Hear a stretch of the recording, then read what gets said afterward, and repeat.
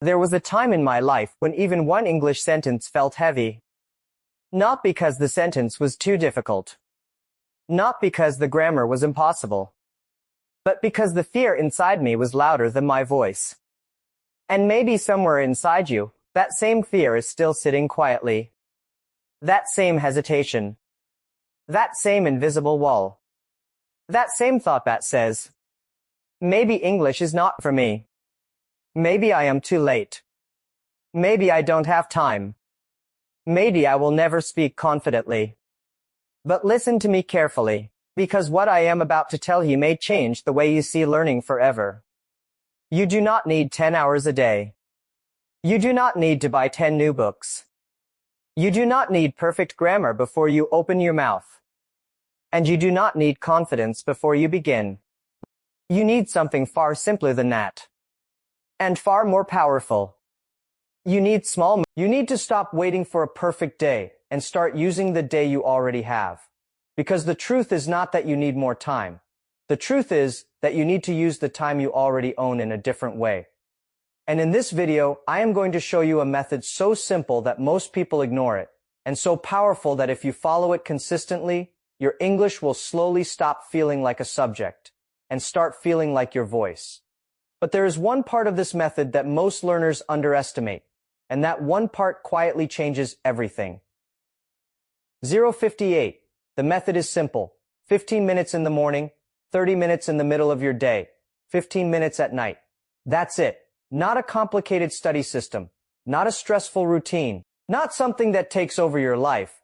Just 1 hour a day, divided in a way your mind can actually handle. 15-30-15. A rhythm. And that rhythm matters more than intensity. Because change does not come from one powerful day. It comes from many ordinary days repeated with patience. Most people fail because they think progress must feel dramatic. They think if they are not studying for hours, nothing is happening. They think if they do not feel fluent fast, they are doing something wrong. But language does not grow like that. It grows quietly, like roots under the soil. Invisible at first, easy to doubt, easy to abandon, but still growing. And if you stay with me until the end, I will show you why this simple rhythm works, not only emotionally, but mentally too. Why morning matters, why speaking in the middle of the day matters, and why those final quiet minutes before sleep may be more powerful than you think. Because this is not just about learning English, this is about becoming the kind of person who shows up for themselves every day. 152. Let's begin with the morning. Morning is not just the start of your day. It is the start of your direction, before the world becomes loud, before notifications pull your attention, before work, responsibilities, stress, and other people begin asking something from you. There is a small window, a quiet window, and that is where your first 15 minutes live. Do not make this time heavy. Do not turn it into pressure. Do not start your day by reminding yourself how far you still. Start with softness. Start with presence. Start with connection. Sit somewhere calm. Take your phone or a small notebook. Play a short English audio. Maybe 2 minutes. Maybe 3. That is enough, and this is important. Do not try to understand everything. Just listen. Listen once. Then listen again. Then choose 3 simple sentences. For example, I am getting ready for work. I feel a little tired today. I will try my best. Say them slowly. Say them again. Do not rush. Now change them to fit your life. Clearly enough. Native English speakers do not walk around thinking about 16 different tenses all day. In real life, most daily conversations run on a very small group of grammar patterns used again and again. Ordering food, talking about work, describing your day, telling a story, making plans, texting a friend, talking about your experiences. Most of the time, native speakers are using only 5 tenses naturally and repeatedly. Not because English is small, but because daily life repeats the same kinds of communication again and again. And honestly, I wish somebody had told me this earlier when I was learning It would have saved me so much confusion.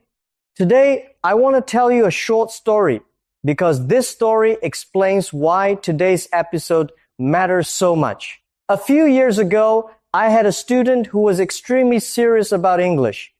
She studied every day. She took pages of notes. She wanted to sound advanced in. You are training your mouth, your ears, and your memory together. And science supports something very close to this. Active speaking-based practices like shadowing and reading aloud can improve the working. Memory systems involved in language processing more than passive listening alone PMC. So in your morning 15 minutes, once you pick a line, repeat it like an echo. That is called, and repeat almost immediately. Not perfectly, not fast, just closely. If the speaker says, "I never thought I could do this, but I tried," you repeat, "I never thought I could do this, but I tried." Again and again, copy the tone, copy the rhythm, copy the emotional shape of the sentence. It is music, it is breath, it is timing, and in the morning, your mind is still fresh enough to absorb that rhythm deeply. Before you finish this session, tell yourself one sentence with intention. I am getting ready for college.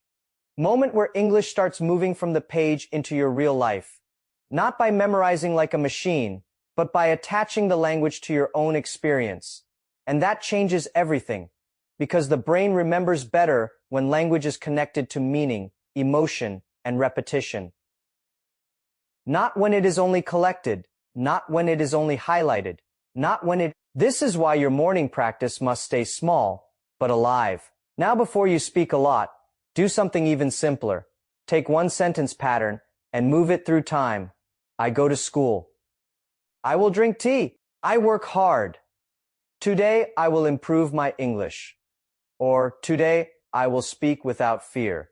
Or today I will use what I already know. Simple words, but repeated daily. They begin to shape identity. Morning is not for proving yourself. Morning is for planting seeds. And most people still do not understand what those seeds become. If you protect them for 30 days. 458. Now let's move to the middle of your day. This is where growth becomes visible, because morning awakens the language, but the middle of the day activates it. And this is where many learners lose their chance. They say they are too busy. They say they are too tired. They say their day is too full. And yes, maybe your life is full. Maybe you work long hours. Maybe you study. Maybe people depend on you. Maybe your energy is low. But if you look honestly at the middle of your day, there is often time that disappears without direction. 10 minutes on the phone, 7 minutes scrolling, 5 minutes waiting, 12 minutes doing nothing with your attention. And the problem is not that you have no time. The problem is that your time is leaking. So now, in the middle of your day, you take 30 minutes. Not necessarily all together. It can be broken. 10 minutes here, 10 minutes there. Another 10 later. This is your active practice time. Start with reading. Choose a very small paragraph. Simple English. A short article. A short script. 5 or 6 lines are enough. Read it slowly. Do not rush. Understand each line. If you do not know a word, guess first, then check. Now read it again. But this time, read it aloud. Your voice matters. Needs movement. Your ears need to hear you producing English, not only consuming it, and then do something most learners skip. Take 5 sentences from that paragraph and rewrite them in your own words. If the sentence says, "She went to the market to buy vegetables," you write, "She went outside to buy food." Simple. Different words, same meaning. And that small exercise is powerful because it forces your brain to retrieve meaning instead of only recognizing it. It is not just reading anymore. It is reconstruction. And research on spaced practice and retrieval practice shows that when learning is revisited over time and you actively try to recall or reformulate it, retention becomes much stronger than cramming or rereading alone retrieval practice. That means when you meet a sentence in the morning, use it again at lunch and touch it one more time at night. You are no longer hoping to remember.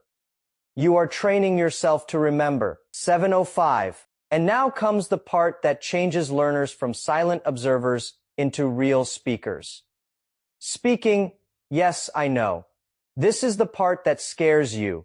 You feel shy, you feel embarrassed, you feel that your English is too broken. You think people will judge you. You think your accent is not good enough. You think you should wait until you know more, but listen carefully. That waiting is not protecting you. That waiting is trapping you, because fear does not shrink while you stay silent. Fear grows in silence. The research around foreign language anxiety points to something called communication apprehension, a fear of engaging in speaking and listening interactions. And one important pattern is simple. The more capable learners feel, the lower that speaking anxiety tends to be PMC. Now here is the important part.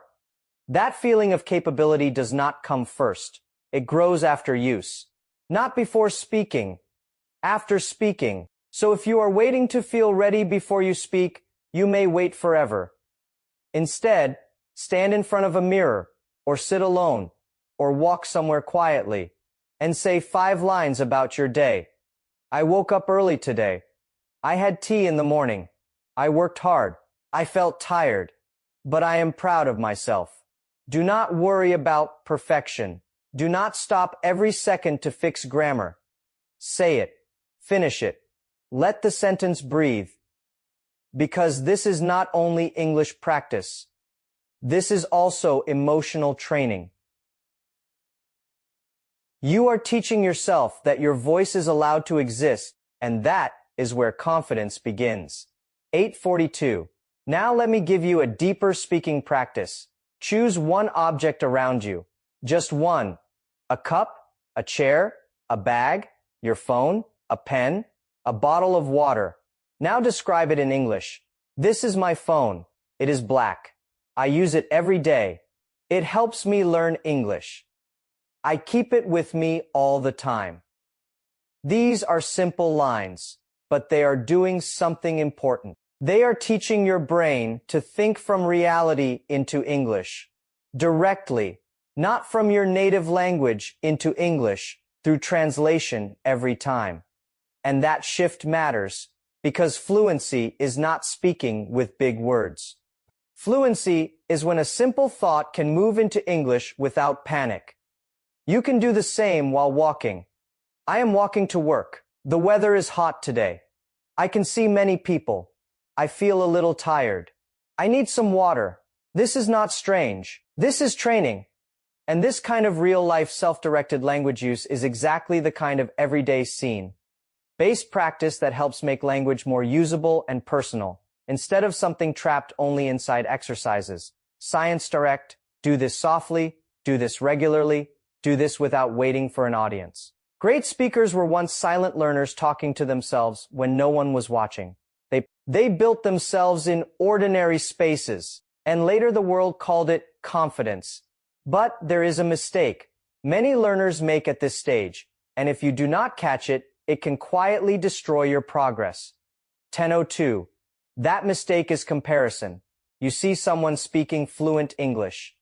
You hear their confidence. You notice their speed, their accent, their vocabulary, and suddenly your own journey feels small. You say, I can never speak like that. I am too behind. They are naturally good. I started too late. No, stop there. You are not behind. You are in process. That person also had broken sentences once. That person also felt embarrassed. That person also paused, forgot words, and doubted themselves. The difference is not that they never struggled. The difference is that they stayed. So do not compare your beginning to someone else's middle. Instead, observe. Learn one thing from them, maybe their pronunciation, maybe their calmness, maybe how they form short, clear sentences. Maybe how they keep speaking even after a mistake. Take one lesson, bring it into your routine, and move on. Because comparison weakens action. Observation strengthens action. And now I want to tell you something that many learners need to hear. If your sentence is wrong, but you say it, that is still progress. I go market yesterday. Yes, it is incorrect. But it is not failure. It is movement.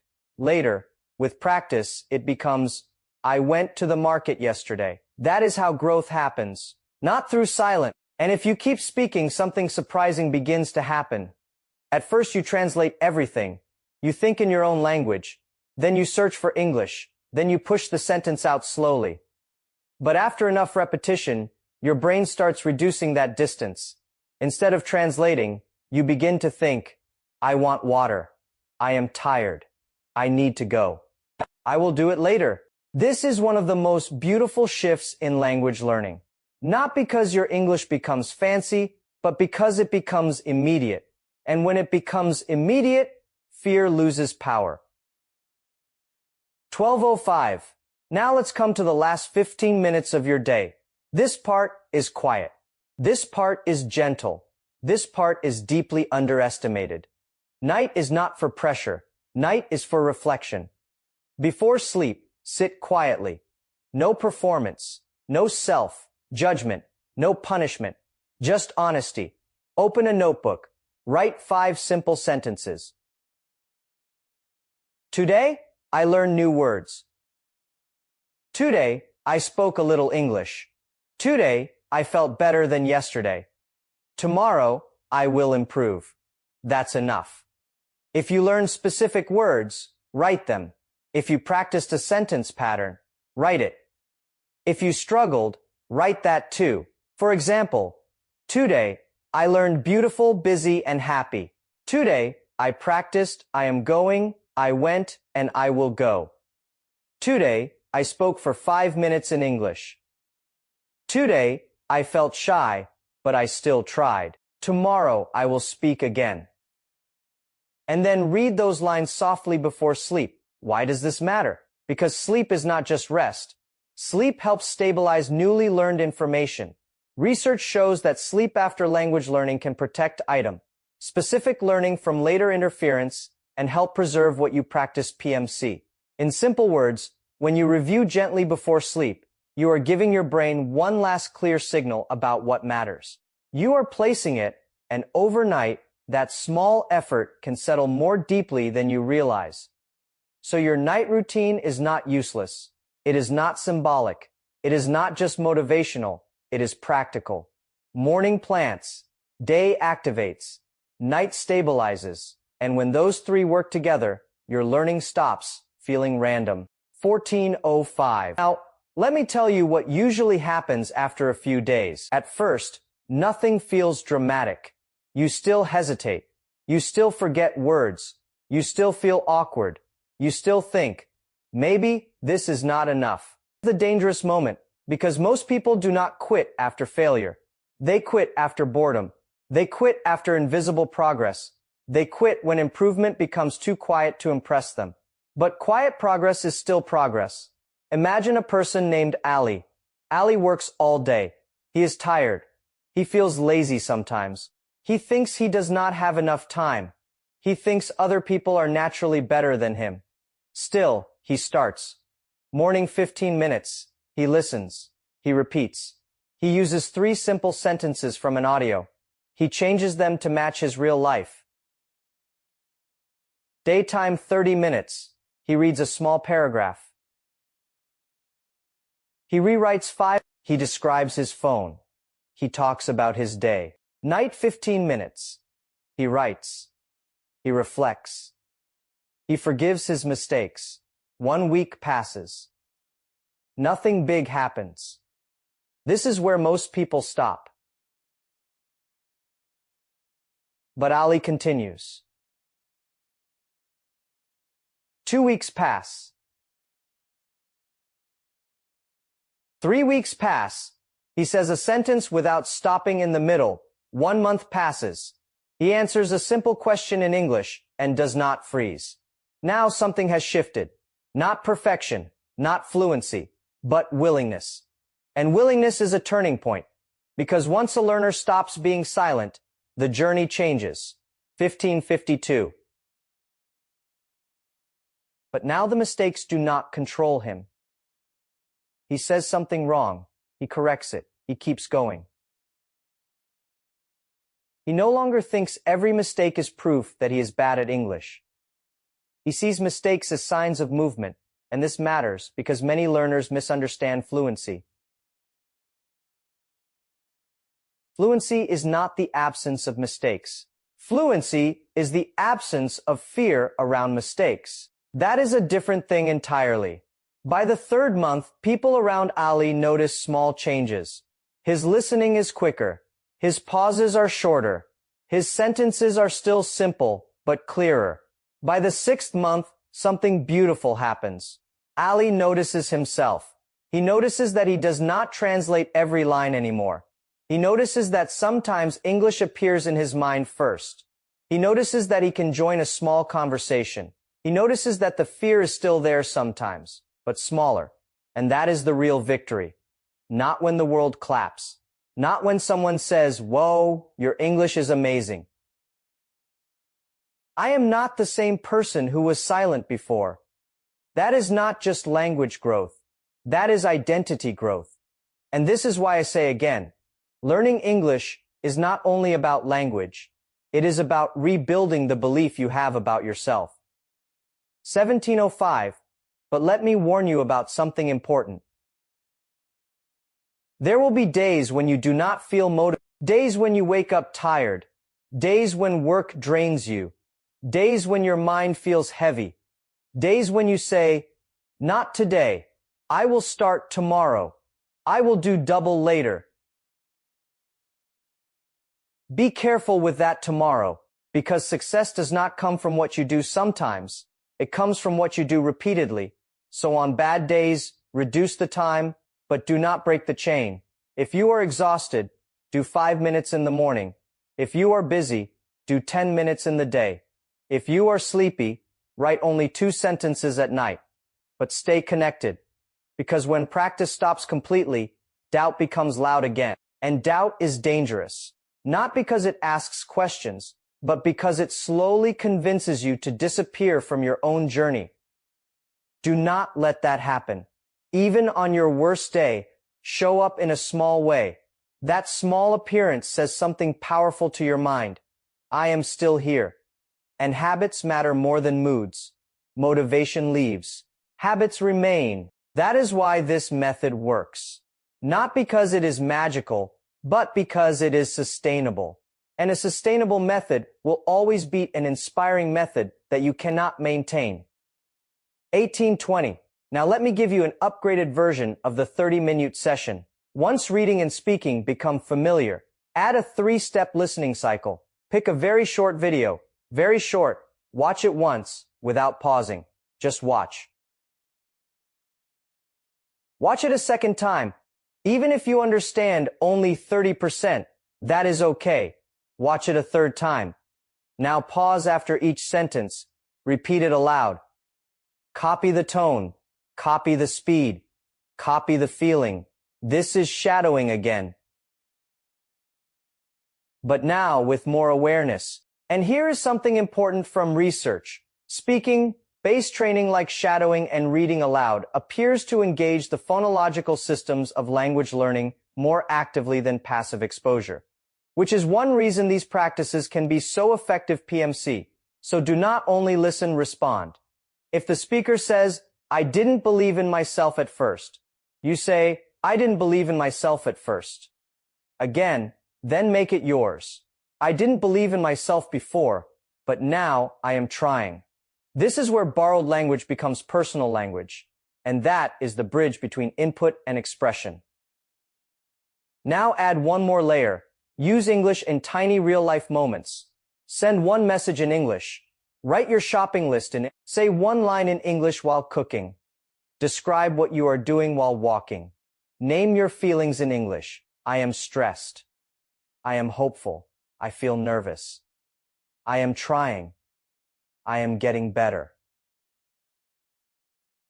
When English enters ordinary moments, it stops being a school subject. And once it becomes part of your life, practice no longer depends only on motivation. It becomes part of routine. 20 o'clock. Now I want to speak to the part of you that still feels afraid. What if my English sounds bad? What if I never become fluent? Listen carefully. You will fail in small ways. You will forget words. You will make wrong sentences. You will say something awkward. You will feel embarrassed. But failure is not the opposite of progress. It is part of progress. Every confident speaker you admire was once uncertain. Every fluent voice you hear was once slow. Every clear sentence was once a broken attempt. The difference is not talent.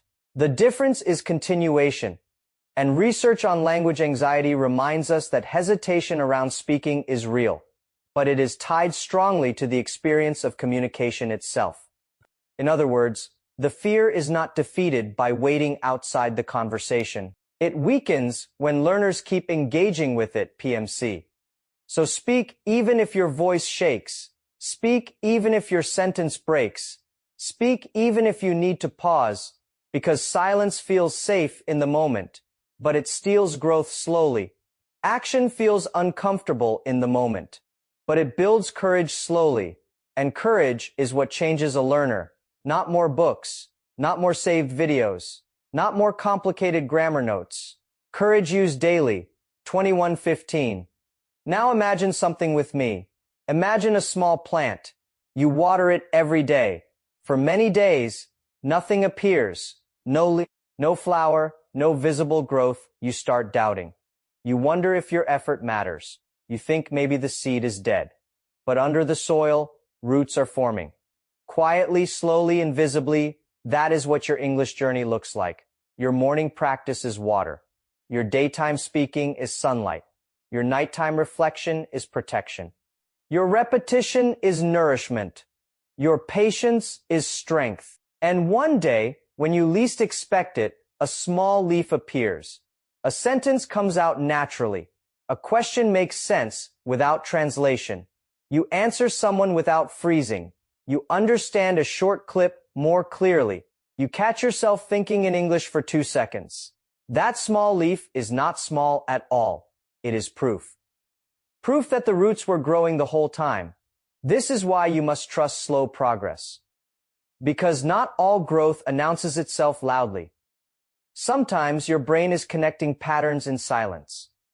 Sometimes your ears are becoming familiar with sound without asking your permission. Sometimes memory is strengthening in the background. Sometimes confidence is building before you can name it. So if you feel stuck, it does not always mean nothing is happening. Sometimes it means the roots are still working. 22:35. And now let me tell you the deepest truth in all of this. One day, maybe in a conversation, maybe in an interview, maybe in a classroom, maybe in front of someone you respect, you will speak. Not perfectly, but clearly, not fearlessly, but bravely. And in that moment, you will realize something powerful.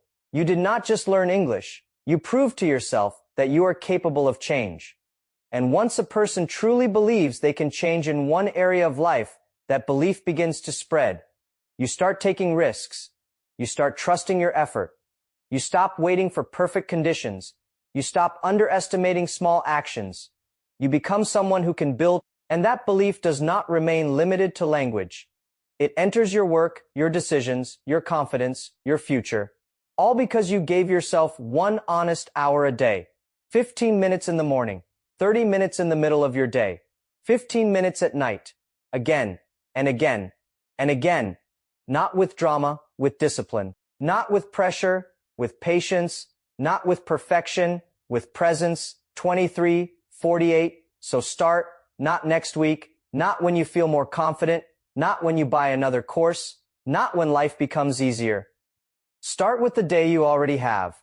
Tomorrow morning. No. Start today. Listen to one short audio. Repeat 3 simple lines. Read 1 paragraph. Say 5 sentences about your day.